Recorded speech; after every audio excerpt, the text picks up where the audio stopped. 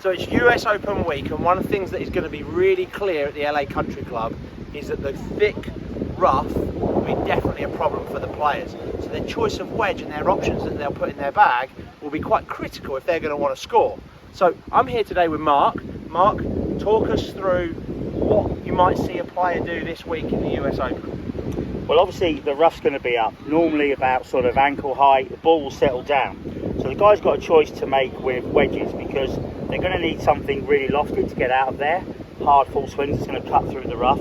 But at the same time, they've got to be careful because they'll be playing off really tight lies in the fairway and around the greens. So it's going to be crucial about picking the right loft, the right grind, which is the shape of the sole and how you can open up the club face. And also when you're looking at the bounce on the golf club as well, because they're going to need it out of bunkers. And this is the key is going to be scoring at the US Open. It's going to be about up and down from where you can. So that's just, I mean, one of the things that's really important for the viewers is to understand the two things you mentioned. Loft, I think we can all get, is the angle of the club face, but the two things are the bounce and the grind. So bounce is an angle. It's printed on the bottom, 12, 4, 8. What is it? A lot of amateur golfers don't know, but bounce basically is the degree of angle that's measured from the leading edge to the back edge. Okay? So if you lay that flat on the ground, there's a small wedge, if you like, between my hand and the club, and that's the degrees of and that's bounce. And that's designed. That was originally designed mainly for sand wedges, where you don't want the club digging in. You want the club not to bounce, but to go through the sand rather than dig in. Okay. Yeah?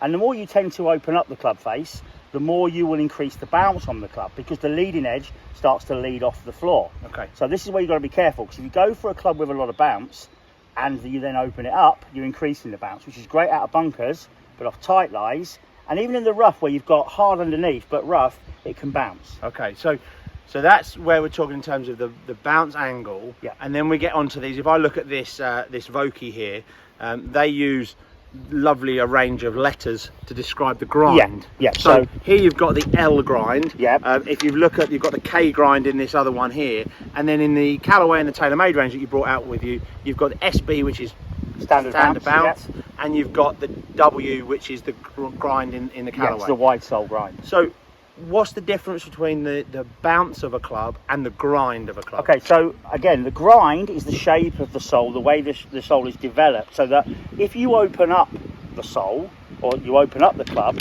the sole of the club, or the leading edge, doesn't lift off the ground. So you'll see, for instance, with the Vokey, this is the 6004L. So this would be made for someone who has a shallower attack into the ball. You can open up the club face really wide, and this grind doesn't increase the bounce as much. Okay. So for players who want a shallow, high lobs, perfect. The K So grind, how would this play? Sorry, how would this play for the guy that's on the tight line? perfect. Really good. Yeah. So you might see guys put this in their bag at LACC this week. Yeah. Because they're going to find that they want something that nip it off that really tight, hard, fast running US Open fairway. 100%, Okay. yeah. And also they can open it up, almost get it going up vertical. Okay. Yeah. So the grind is really, it seems like the grind is not just dependent on the conditions, Yeah. but also the type of play. You talk about players that like to open it up and like to close it. Yeah. So it's a player's choice as much as it is a conditions choice. Player's choice and a technique choice. Okay. Because even on the tour, there's guys that get a bit steeper. So when you look at the Vokey count on the wedges, it's very interesting because none of the guys sort of play K, which is the full end where you start to get steep on your chips. Okay. But a lot of them might play the S grind or the M grind, which is sort of in the middle.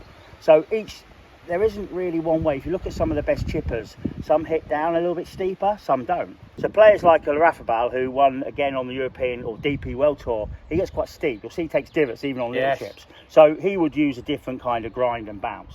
So that's why when we fit AF Golf, when people talk about getting custom fit, the most important thing for me is wedges. They're your scoring areas. And if you don't get the wedges fit correctly for your chipping, your bunker shots, your 100 yards and in, how can you expect your scores to come down? You spend £500 on a driver, which is great. That gets us down there. But these are the clubs that are going to get us in the hole. So next week then, you're going to see players probably in that tour van early part of the week, chopping, changing, grinding wedges, picking different choices that may be different than their normal bag to try and fit the conditions, how they're playing, how they're suiting. That's what you're going to see. And people don't realise that a lot of the pros will change wedges depending on the course they play. Yeah, you'll even see them go on the tour van. They'll grind a bit more. They'll get on the grinder and grind a bit off the back so they can open it up even more. So there's a real bit of detailing that goes in there. So out of these four that you've brought with you, Which one would you choose? For this lie that we For show this this lie lie, here, which one yeah, would you choose? I would probably go, looking at that, I've got to get under the ball. I'm looking at the conditions of how firm the ground is. Yes. So if I get something that's got Quite hard here, right? Yeah, even in the rough, you think, well, I can go under that. But if it's sat down and you've got a club with a big grind and bounce, it still will bounce. So which one are you going with? I would go for either the Vokey 64L or the standard bounce in the Taylormade. Which one are we going with? As a Taylormade ambassador and master club fitter, You're going it's with got to Taylormade. be the Taylormade. Okay, come on, let's see this shot. Right, Let's see you play it. So, I'm going to open up the club face, okay, so that I can get the club working under the ball. I'm going to elevate. I'm going to work a little bit more on the weight feeling sort of 60-40, so I stay centered over the ball.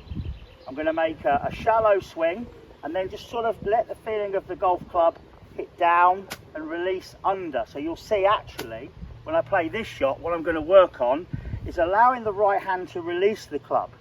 So a release point which will help add a bit of loft to impact. Got to keep the club accelerating and then follow through and keep turning. Here we go, pretty good, right? I'll take that, knock that 6-footer in, make me par, get me check, I'm off home. So there we go, guys. Nice little insight on what you might see when you watch the golf this week. We hope you enjoy the US Open at LACC.